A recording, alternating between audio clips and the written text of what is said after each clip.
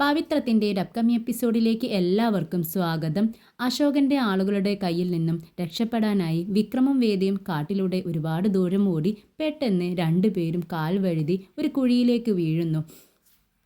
ഗുണ്ടകളുടെ sound കേട്ടതും വിക്രം വേദയെ വട്ടം പിടിച്ച് പെട്ടെന്ന് തന്നെ തന്നിലേക്ക് അടുപ്പിച്ച് ഒളിച്ചിരിക്കുകയാണ്. എന്നാൽ വിക്രമിനെയും വേദയെയും ഗുണ്ടകൾ കാണുന്നില്ല. അവരെ പാസ് ചെയ്ത് അങ്ങോട്ടേക്ക് പോവുകയാണ്. പതിവ് പോലെ തന്നെ നമ്മുടെ വിക്രമും വേദയും വഴക്കടിച്ചുകൊണ്ടിരിക്കുകയാണ്. വിക്രം പറയുന്നുണ്ട്, നീ കാരണമാണ് എനിക്കിതെല്ലാം സംഭവിച്ചത്. എന്തിനു വേണ്ടിയാണ് നിന്നെ രക്ഷപ്പെടുത്താനെന്നും പറഞ്ഞ് ഞാനിവിടെ വന്നത് എന്നൊക്കെ ചോദിക്കുമ്പോൾ വേദയ്ക്കും ദേഷ്യം വരുന്നുണ്ട്. വേദ പറയുന്നുണ്ട്, ഞാൻ പറഞ്ഞോ എന്നെ രക്ഷപ്പെടുത്താൻ വായോ എന്ന് പറഞ്ഞ് ഞാനൊന്നും വിളിച്ചിട്ടില്ലല്ലോ നിന്നെ, നീ എന്തിനാ ഇങ്ങോട്ടേക്ക് വന്നേ എന്നൊക്കെ പറഞ്ഞ് നല്ല മറുപടി തന്നെ നമ്മുടെ വേദം കൊടുക്കുന്നുണ്ട്.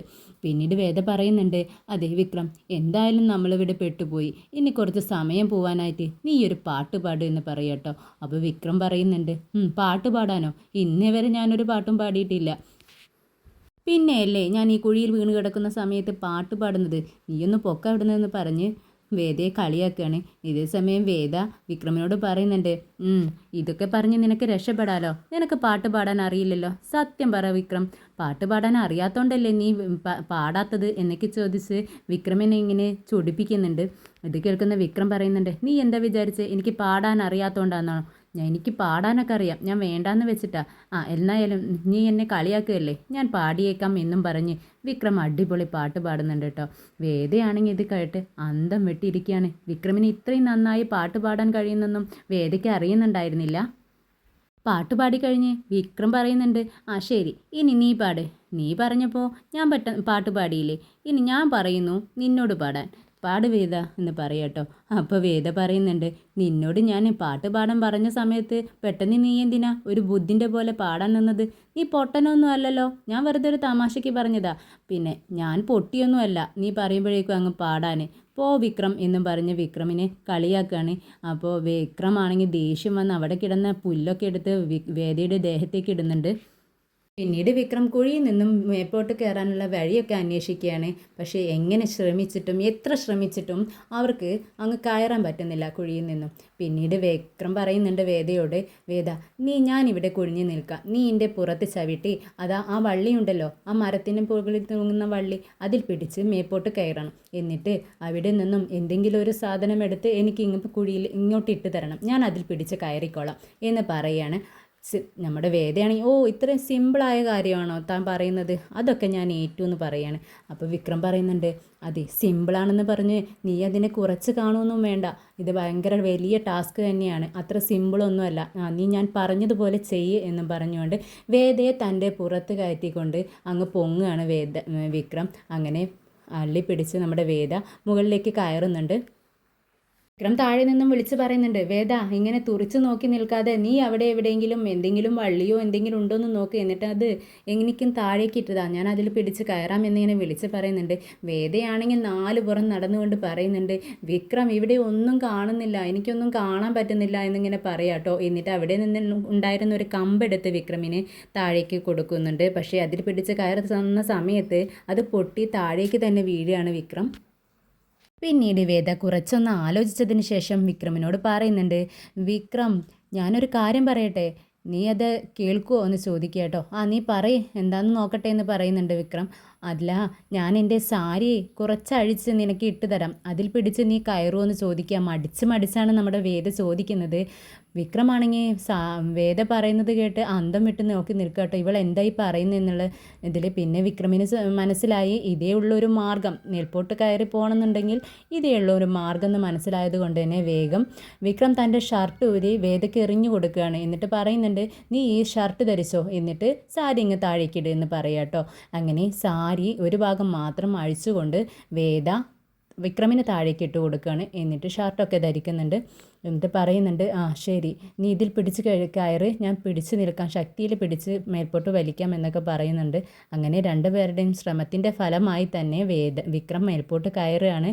കയറി വരുന്ന സമയത്ത് പെട്ടെന്ന് വേദ സാരി ഇങ്ങ് ശക്തിയിൽ വലിച്ചത് കൊണ്ട് തന്നെ വിക്രം വന്ന് വേദയുടെ ദേഹത്തേക്ക് അങ്ങ് വീഴുകയാണ്.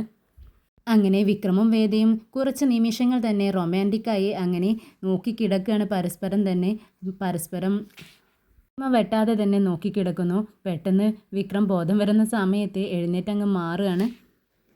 എണീറ്റ് കഴിഞ്ഞപ്പോൾ രണ്ടുപേർക്കും ഭയങ്കര ചമ്മലായിരിക്കും പരസ്പരം നോക്കാൻ തന്നെ.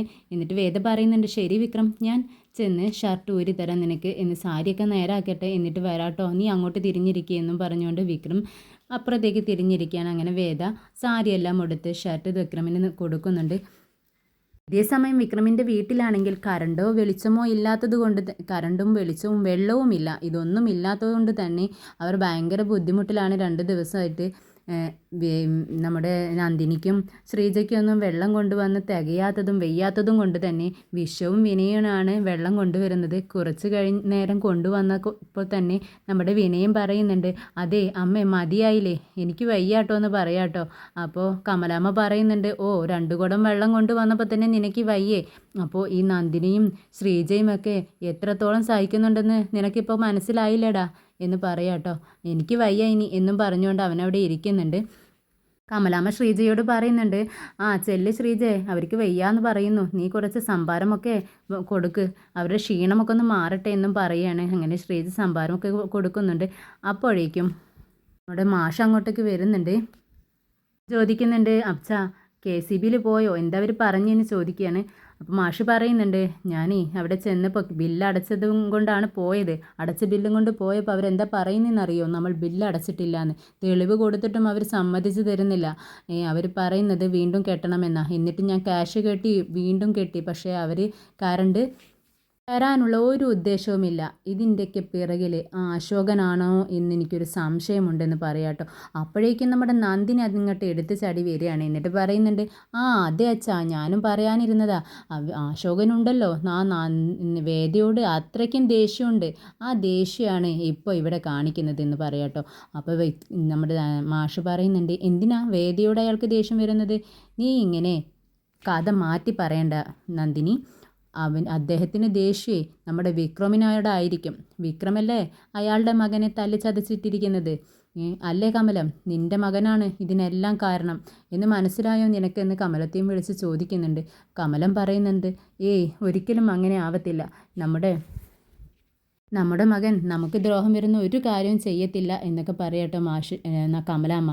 അപ്പോൾ മാഷ് പറയുന്നുണ്ട്, എന്നിട്ടാണോ ഇത്രയും ബുദ്ധിമുട്ട് ഇവിടെ അനുഭവിക്കുന്നുണ്ടെന്നും കണ്ടിട്ട് നിൻ്റെ മകൻ എന്താടി ഇങ്ങോട്ടൊന്നും കാണാത്തത്, അവൻ എവിടെ പോയി ഒളിച്ചിരിക്കുക എന്ന് ചോദിക്കുന്നുണ്ട്. അപ്പോൾ കമലാമ്മ പറയുന്നുണ്ട്, അവനക്ക് എന്തോ ആപത്ത് പറ്റിയിട്ടുണ്ട്, അതുകൊണ്ടാണ് അവൻ ഇങ്ങോട്ട് വരാത്തത് എന്നൊക്കെ പറയുന്നുണ്ട് കമലാമ്മ. അപ്പോഴേക്കും അങ്ങോട്ടേക്ക് 2 ഓഫീസർ വരുന്നുണ്ട്. വേഗം തന്നെ മാഷ് അങ്ങോട്ടേക്ക് ചെന്നിട്ട് എന്താ കാര്യം, ആരാണെന്ന് മനസ്സിലായില്ലല്ലോ എന്നൊക്കെ ചോദിക്കുകയാണ്. അപ്പോൾ അവർ പറയുന്നുണ്ട്, ഞങ്ങൾ മുനിസിപ്പാലിറ്റിയിൽ നിന്നും വരുന്നതാണ്, ഞങ്ങൾക്കൊരു നോട്ടീസ് നിങ്ങളുടെ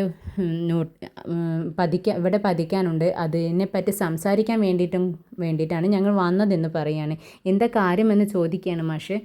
അവർ പറയുന്നുണ്ട്, അത് നിങ്ങൾ മുനിസിപ്പാലിറ്റിയുടെ സ്ഥലം കയ്യേറിയിട്ടാണ് ഈ വീട് കെട്ടിയിരിക്കുന്നത്, 7 അടി ഇങ്ങോട്ടേക്ക് ഇവിടെ നിന്നും പൊളിച്ചു മാറ്റണം, JCB നിങ്ങൾ തന്നെ പൊളിച്ചു മാറ്റണം എന്നുണ്ടെങ്കിൽ നിങ്ങൾ തന്നെ ചെയ്യുക, അല്ലാന്നുണ്ടെങ്കിൽ അവർ വന്ന് JCB കൊണ്ട് ഇതെല്ലാം അടിച്ച് തകർക്കും മൊത്തമായിട്ട് എന്ന് പറയുക കേട്ടോ. അപ്പോഴേക്കും മാഷും വീട്ടിലുള്ളവരും എല്ലാവരും തന്നെ അന്തമിട്ട് നിൽക്കുകയാണ്. കമലാമ്മയൊക്കെ കരച്ചിൽ തുടങ്ങി കേട്ടോ ഇത് കേട്ടിട്ട്.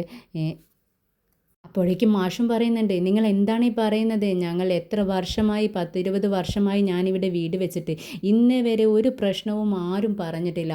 പിന്നെ എൻ്റെ വീട് നിൽക്കുന്ന ഇതേ ഒരു ലൈനിൽ തന്നെ മറ്റുള്ള വീടുകളെല്ലാം തന്നെ നിൽക്കുന്നത്, പിന്നെ എൻ്റെ വീടിന് മാത്രമായിട്ട് എന്താ ഒരു പ്രശ്നം, ഇതിൻ്റെ രേഖകളെല്ലാം ഞാൻ സബ്മിറ്റ് ചെയ്യാം എന്നും പറയുന്നുണ്ട്. പക്ഷേ അവർ പറയുന്നു, പരസ്പരം 2 പേരും അവർ പറയുന്നുണ്ട് പതുക്കെ, മാഷ് കേൾക്കാണ്ട്, ഉയർന്ന ആൾക്കാരോട് കളിക്കുമ്പോൾ കുറച്ച് മനസ്സിലാക്കി തന്നെ കളിക്കണമായിരുന്നു, അല്ലെങ്കിൽ ഇങ്ങനെയൊക്കെ ഇരിക്കുമെന്ന്. അപ്പോൾ വിനയം ചോദിക്കുന്നുണ്ടോ, നിങ്ങളെന്താ സ്വകാര്യം പറയുന്നതെന്ന് ചോദിക്കുന്നുണ്ട്. ഒന്നുമില്ല എന്നും പറഞ്ഞുകൊണ്ട് അവരവിടെ നോട്ടീസ് പതിക്കുകയാണ്.